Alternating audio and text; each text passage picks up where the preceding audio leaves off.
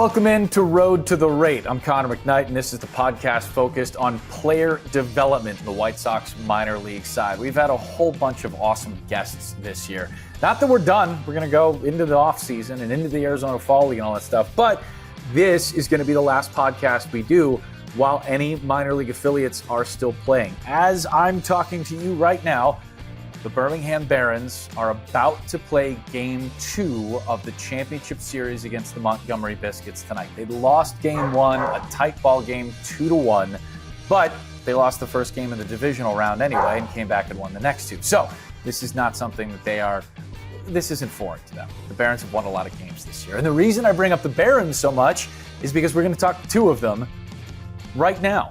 Caden Connor, who plays first in the little outfield for them, one of the run producers toward the middle of the lineup, is going to join us, and so is the 11th ranked prospect in the White Sox organization per MLB Pipeline, Sam Antonacci, second baseman, who's called up from High A Winston-Salem and just keeps on hitting the bell. I mean, he has had a fantastic season, all kinds of hits, and 55 stolen bases to boot. So these are two guys that make up a big portion of the Birmingham Barons lineup, and we're excited to bring them to you here. Here's hoping that they've got 2 wins in store against the Biscuits. But before they do, they're on Road to the Rate. So stay tuned. They're next. Welcome back to Road to the Rate, the podcast that focuses on development in the White Sox system. Our guest is Caden Connor, who plays first in a little bit of outfield for a lot of different outlets in the White Sox organization, but right now on the Birmingham Barons as they go for 2 straight titles. Caden, first, thanks so much for doing this. As you and I are talking, you're probably going to go take ground balls and hit and everything for Game 2 of the championship against Montgomery tonight. So, dude, thanks for the 10 minutes, man. Of course, yeah. It's going to be a blast, so yeah. So, tell me a little bit about this run up to the playoffs for the Barons at this point. This has been, and you've been on this team for a bit. We'll get into your story this year in a moment, but you've been on this team for a minute. You understand the vibe, I would guess. What is it about this Barons team that has made it so special in its run to a repeat championship bid? Yeah, I just think the ability we have to play defense, situational hitting, and just getting it done and run the bases. There's a little bit of everything on this team, and, it's probably the best clubhouse I've been a part of my whole baseball career. So Q does a great job of leading us, and, everyone on the team is bought into, just winning games. And during this season, it just keeps stacking and stacking and stacking. And I have no doubt that we're going to come back this championship series. So, yeah. Well, listen, Game 1 didn't go your way in the first round of the divisional series. You lose a 2-1 game to Montgomery, who's a darn good team, the AA affiliate for the Rays. I mean, this is back-to-back wins is not an issue for you guys. You've been doing it all season long. Yeah, I mean, at one point, I think it was like 13 wins in a row earlier in the season. So, yeah, we're in territory we're used to. So, let's talk a little bit about your season, Caden. You came up to AA on, I think it was late April, spent a couple of games looking for your first hit. Then you bust out with a 3-hit night and 2 RBI. I think your 4th game at AA. What was it like to move up to that level? A lot of people talk about what the competition jump is from High A to AA, from AA to AAA. What was it like to make that jump for the first time in your career? What did you notice quickest? Yeah, I just think the velocity and the pitchers, in High A, they all got good stuff, obviously, but when you get to AA, they're better at executing pitches, and they have a plan of attack against you. So I just think the adjustment to that was, the zone shrinks a little bit, the umpires get better, the baseball gets better, the defense gets better. Everything is just better when you get up each level. So I think it took me a couple games, and then, I was like, hey, I don't need to swing at everything. That's going to be a ball now, like down in single A. Those are strikes. So I think just understanding the zone and just playing the game, I think for me, it just comes down to competing, and I was just like, you got to go up there and compete. So what are the kind of coaching notes that you get from your coaches when you move up, right? Like, I'm sure at some point Q tells you, hey, play your game, be you, that kind of stuff. And also at some point from coaches, you're getting like, the strike zone's better here. Like you need to rein some stuff in. You got to, don't worry about your break-in period. We know you're going to get there. Like how does that feel as you get up? Yeah, I mean, every day we get reports as hitters of like, are we swinging at the right pitches? Are we doing damage on pitches we should hit? And then also another thing, like an organization is loaded with talent, just guys everywhere, but especially in Birmingham, like you don't need to be like Superman. You just got to go up there and do your job. That's all you got to do. And I think especially here, everyone just does their job and they know what they have to do. So that helps a lot as a player in the pressure. And there's always someone on base to, make it easier. The Birmingham offense is like the epitome of the hand the baton down the lineup kind of offense. It's ridiculous the number of hits you guys can stack together with 𝗵𝗀 and you and Antonacci and 𝗕liche. I mean, it's just you guys keep moving it. Yeah. Yeah, I think I call them the three headaches. Sam, Fergie, and Riku at the top. And then, we got me, Gladney, and Ryan Galaney down to drive him in. So, like those guys just set the tone. And then, it just makes these like, hey, I just got to knock them in. Yeah. Do my job, ground out, fly out, whatever I got to do. I'm wondering, Caden, you were drafted by the White Sox in the 19th round in 2023, which means you are of a pretty interesting group of prospects in that you have seen what it's like to go through a coaching staff and a management and a front office that the White Sox used to have, and also kind of this new run here with Chris Getz and Paul Janisch, Brian Bannister on the pitching side, Ryan Fuller on the hitting side. You have seen both sides. And you've talked a little bit about getting the reports, right? From, I would imagine this is something that Ryan Fuller has talked about a lot, so I would bet it comes from him. What are the biggest differences in your mind from when you got started to this new front office and how you guys receive coaching notes and how you need to optimize your game? Yeah, I just think the attention to detail with guys like Ryan Fuller, Ryan Newman, our field coordinator, our infield guy, and then we've had Danny Santine, our assistant hitting coordinator, the whole year. Just like the film we're watching, the movements and our swing, and I think the corrections come a lot quicker.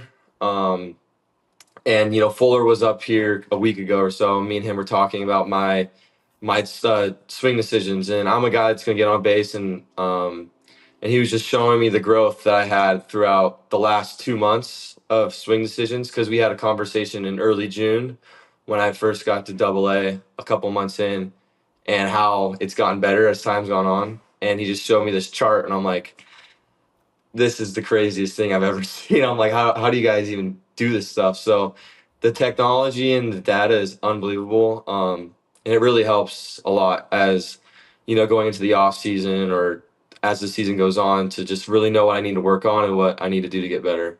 How cool is it to have the director of hitting come down to AA and show you how good you've done the last couple of months? I mean, seeing all the data is great, but also like, this guy's coming down here to talk to me and tell me how great of a job I've been doing the last 2 months. This is fantastic. Yeah, it's pretty crazy. I mean, when you're talking to him, you're just like overwhelmed with how smart he is and how he operates. I think so our season ends this week. Actually, a couple of us are going to Arizona to go hit with him for 2 weeks. So that'll be fun to just, learn more and pick his brain, because he's moving all over the place too. Yeah. So, it's exciting stuff. Is that kind of what's the rest of your winter plan? Obviously, you guys have 2 big games to play. I don't mean to get you too far out in front, but at this point of the year, you guys do know where you're headed over the next couple of months. Yeah. A couple of us in Birmingham are going to Arizona for 2 weeks, and then, the off season starts. And then they just kind of fill you in as time goes on, what they want you to do and when they want you back and stuff like that. So when you go back through, whether it's that meeting with Ryan Fuller that you had or just kind of looking back at your year, what are the strides that you've made at the plate and defensively too, but obviously it's a huge part of the game. Yeah. What are the strides you've made at the plate that you feel most proud of? I just think the ability to adapt to level, because I went from AA to AAA a couple times, and I think, what I was just the ability to talk to guys and learn things, and like just when it comes down to swing decisions, that and then, just the day-to-day grind, because the Southern League and Double A is a very pitcher friendly ballparks, and it's different, and so every day it's just like a grind. And yeah, so I just think the ability to get over things and just keep moving with the process, that's what I've been more excited about this year, most. I was looking through your baseball reference page. You were up to AAA, I believe, 3 different times. The first just for 1 game, and then back down, and then up for a couple. What did you get better at asking questions to veterans about your own process by going up and down? You know what I mean? Like, Yeah. do you feel like you sought information better from vets because you moved? Yeah, for sure. I mean, in Charlotte, especially, a lot of those guys, 95% of those guys have played in the big league game before, or been up and down, or so forth. And you just learn that's like the business part of it. Most players they're gonna play the game of up and down for a little bit till they get their feet wet. And I just think what I've learned most is, like, you just got to be present where your feet are, and just asking those guys what works for them and what they do. And the coaching staff up there in Charlotte is amazing as well. Like Sergio and Rosie are awesome. Can't say enough about those guys. And they just help the transition a lot smoother. But yeah, the vets up there are pretty cool. And then you come back down to Birmingham, you're like, yeah, well, this guy told me this, and then all the guys are asking the questions, and That's I love that about moving back and forth through the minor leagues. I know it can be disrupting for guys at times, and maybe you just get called, not in your case, but in some cases you get called up to fill a start or whatever it is, and you're coming back down, but there's still value to be had every time you move somewhere.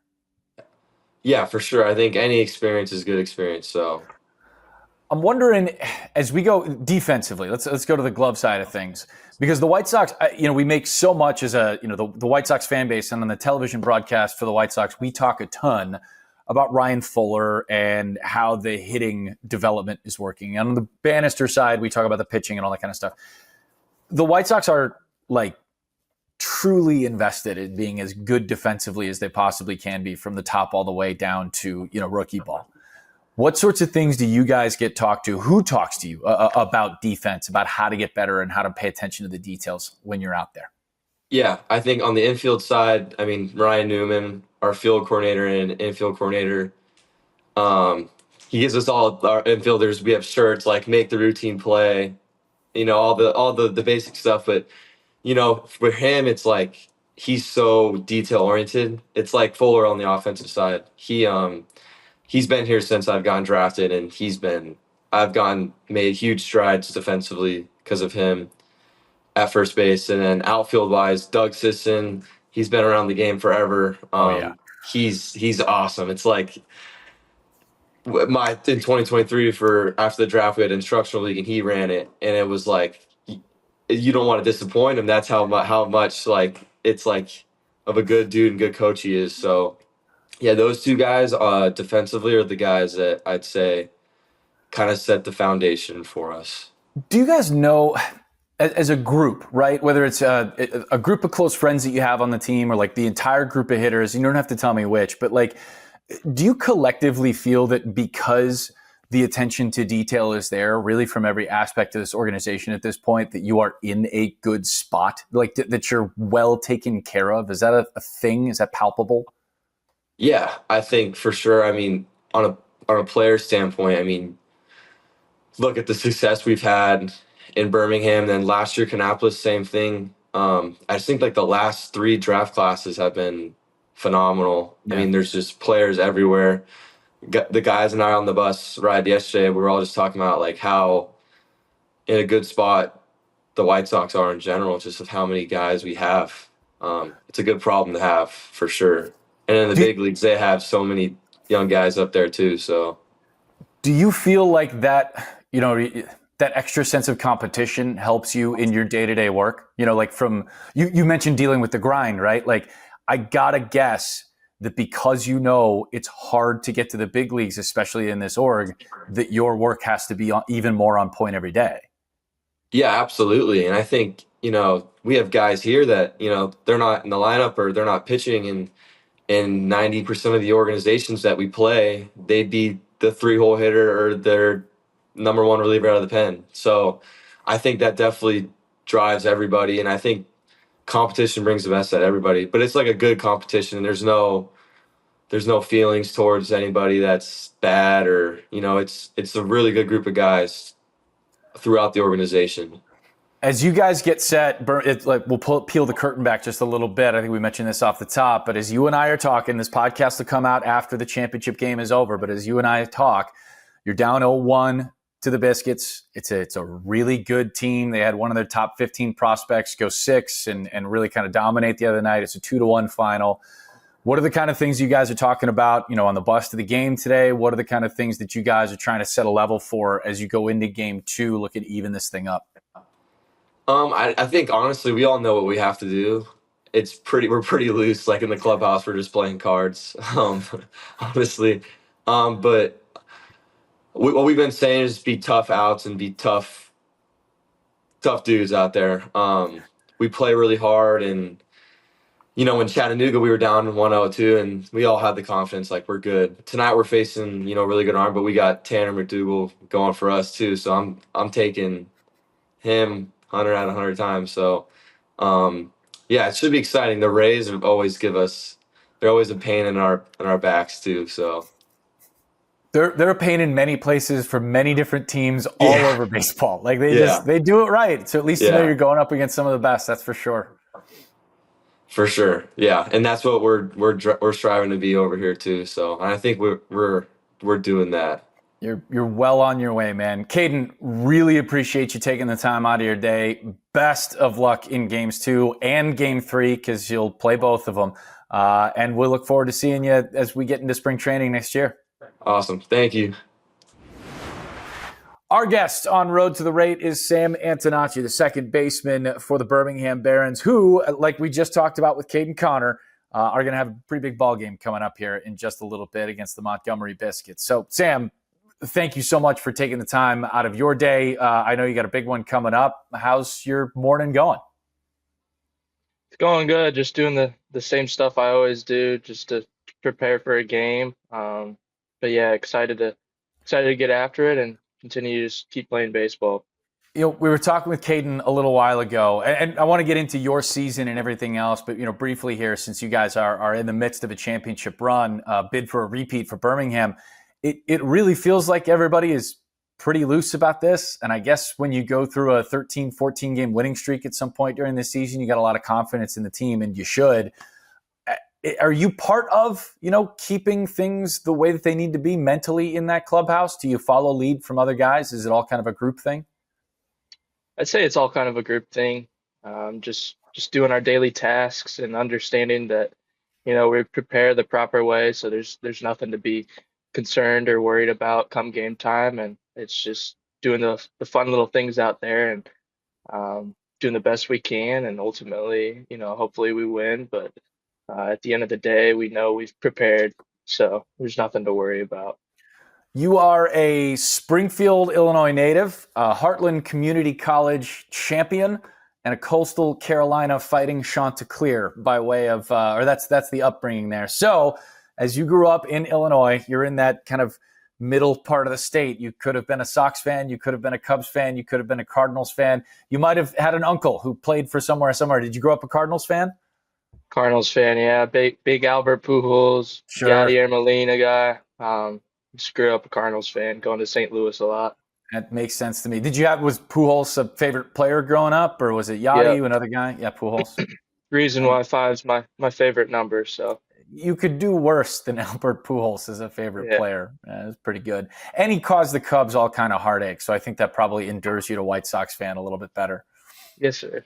I'm wondering, as you kind of grew up through the game, you are the 11th ranked prospect via MLB pipeline right now in the White Sox system, whatever that means to you. You have had a really great season in which all of your, if you read the scouting report on Sam Antonacci, it's lots of hits, really patient at bats. You're not going to chase, and you're going to steal some bags.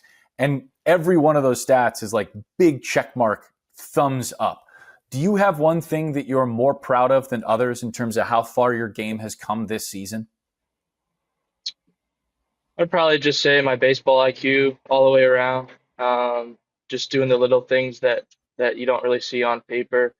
Um, that ultimately, hopefully wins ball games. It's just the little things that I like to take pride in, and a lot of people don't necessarily look at those things. And just continuing to learn the game each and every day. You can be the best in the game, but there's still always so much to learn, and you can learn from your teammates, watching other teams, or the amazing coaches that I have around me. I just get to learn something new every day, and that's what I look most forward to every day. Who taught you that that part of the game was as important as it is to you now? Because, a lot of players, a good number of players just want to let the skill set talk and kind of, listen, I'll out hit my mistakes, or I'll out pitch them, or that kind of thing. I don't need to back up third base or something like that. Who taught you that this was so important? Yeah, my father was a big role model in those things growing up.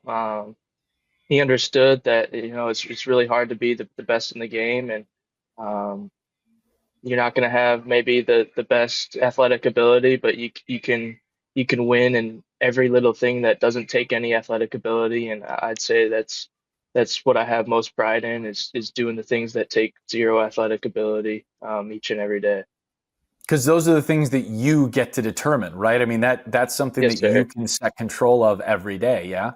Yes, sir. Errors are going to happen. Strikeouts are going to happen. But things like just being a good teammate, showing up on time, just being a good all-around person. You can control those things, and that's what I like to represent myself as. I don't know if you're, and I hesitate to do this because I get that as baseball players, it is very easy to determine when smoke is being blown your way, And at the same time, you've had a very good season. You've risen through prospect ranks, and I'm wondering, White Sox fans who are really keyed into the young players, the youth of this organization as it comes up. You have become kind of a darling. You've become kind of a fan favorite prospect a little bit because of the way you play the game and what you're able to do. I'm sure that means something to you, and I'm wondering, kind of how you've processed that, if at all, during the course of this season.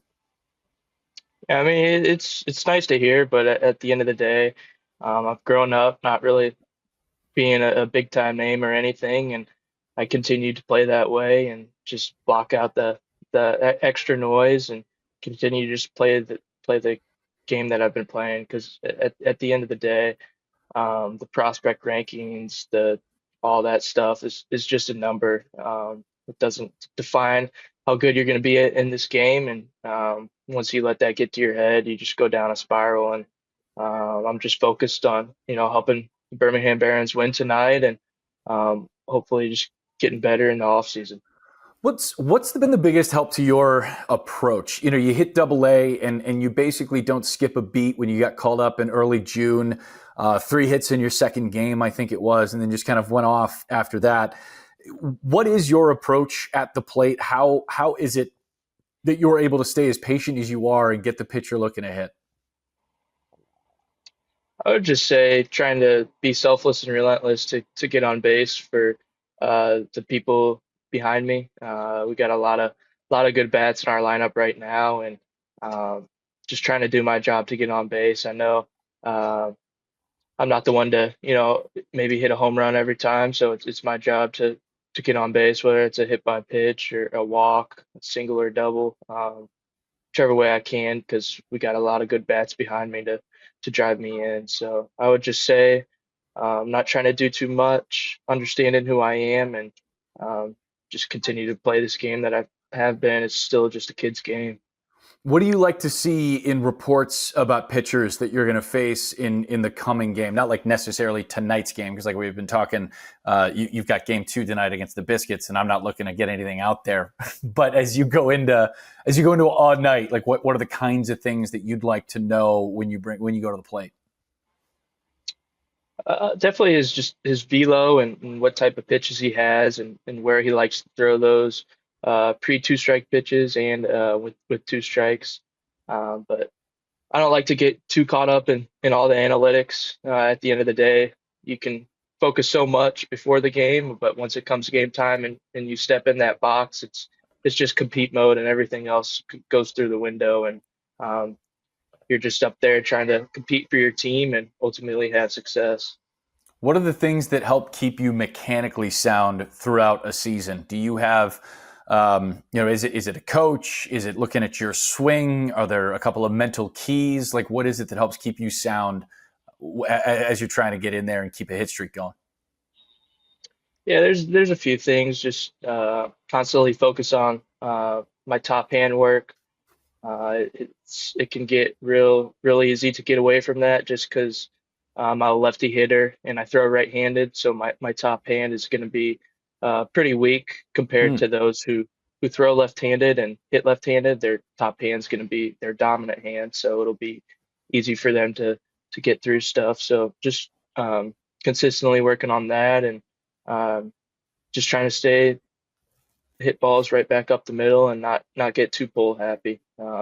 Once I get too pull happy, that's where things kind of start to get out of whack a little bit. And once I go back to backside up the middle, and just react in, that's where I tend to see my success. So are you a natural right-hander, or would you say you're ambidextrous, but kind of more dominant right? Like, how did your handedness and working a lefty swing kind of come about? I'd say I'm more right-handed, but always grew up, or at least I'm told always grew up hitting left-handed. So I just stuck with it. Used to be a switch hitter, but couldn't hit the outside pitch too well right-handed, so gave up on that. So many guys say that I went to the lefty swing because I get out the box faster, but that's an interesting one too. You don't hear that often. No, but I can see why. Yeah, I mean, that extra step out the box. Speaking of base running, or at least getting off to a quick start, 55 stolen bases for you this year. Who works with? We haven't talked to many base stealers on this podcast yet. Who works with the base running? At your level, how have you come about like taking the extra bag? I know you've got good speed. I know it takes more than just good speed to steal second base. You've got to make good reads, and you got to make the decisions in the right count. So what's that process been like for you this year? Yeah, I think it's pretty clear that I'm not the fastest runner out there. I just am more an instinctual type runner. And there's a lot of little things that go on behind the scenes before stealing a base. And I'm thankful enough that we prepare very well here with the Barons on base stealing and pregame meetings. You have no excuse to not know what their times are to the plate and what pitches they like to throw and situational counts and whatnot. But yeah, there's just a lot of things that go on, depending on the handedness of the pitcher, who's up to bat, a lefty or a righty, what count it is, how many outs there are. There's a lot of good things that you can take in to use to your advantage to steal a base. And I take pride in those. Like I said, a lot of those things don't take any athletic ability until actually stealing the base. So I just take pride in that. Well, you got to be 55 is a big number. And I think as baseball fans, especially when you're just watching like the bigs, people forget how much stealing bases or don't know how much stealing bases that many take out of you. Like it's not just that run to second base. It's all the dives back to first before you went to go take second. That dive in this, right? I mean, this is a pretty physically taxing thing. Yeah, it definitely is a little bit when you wake up the next morning too. You can tell just a little bit, but that's what recovery and the training room is for. So have you developed because everybody you're going to end up dumping a lot of dirt out of the belt buckle of your pants, right? I mean, you've got to know that you're going through 8 or 9 belts in a season and that it's just going to be uncomfortable for, I don't know, probably 3/4 of the games that you're playing. Yeah, me and my clubhouse managers have a love-hate relationship. I need to tip them probably more than what I do, just because all the scrubbing that they do. They do a lot of cleaning for me. So you got to get you a laundry sponsorship or something. That's what you need, like Tide or somebody to step up to the plate here. Yes, sir. Well, I want to talk a little bit about your, who helped develop you prior to getting to the White Sox in the draft last year, 5th round in 2024.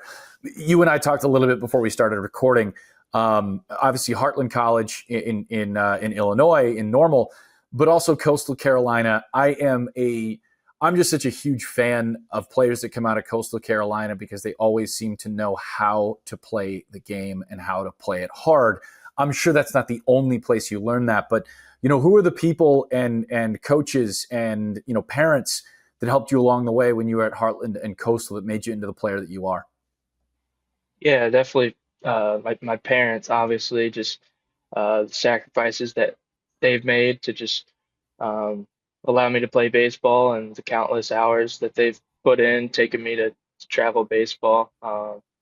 It just means more than I can ever thank them. So uh, they both played collegiate sports and know what it takes. So they've been with me ever since the start. And then a lot of coaches at Heartland Community College just telling me what it takes to get to where I want to be, and the path that I need to take to get there. And forever thankful for them. And then the coaches at Coastal Carolina, especially Kevin Schnall, just doesn't sugarcoat anything. He's an old school guy, and he knows how to get us ready for a game. And I can't thank him enough. He's taught me so many things that I still use to in this game, and especially Gary Gilmore as well. Just two coaches that represent selfless and relentless, and I couldn't be more thankful. I know you guys are focused on these two against the Biscuits here, but you're headed to the Arizona Fall League. Wonder what the conversation was like between you and the front office and coaches about that selection to the Fall League, how you feel about it, and what you're looking forward to getting done. Yeah, obviously just trying to win tonight's game first, and then obviously get out there and get to work. It's just another opportunity. I'm very blessed, but it's just another opportunity to play against really good competition and just continue to get better. That's what I'm looking most forward to, is just being around people that have been in the big leagues, coaching wise, and then obviously there's a lot of good other players going, so just picking their minds and seeing what works for them, and uh, then getting into the off season and getting right back after it. What's made the Barons so special this year? What stands out about this team that maybe you see more of in this team than in others, or is different than those you've been on in the past? Everybody I've talked to that's been with this team on the pitching side, on the hitting side, on the managerial side, they point to this group as a very special group. Yeah, a lot of selfless players on this team, I'd say, and a lot of things that you don't necessarily see on a 1 through 9 lineup. You get pretty much everything, whether a lot of bunts, a lot of steals, a lot of hit for power guys.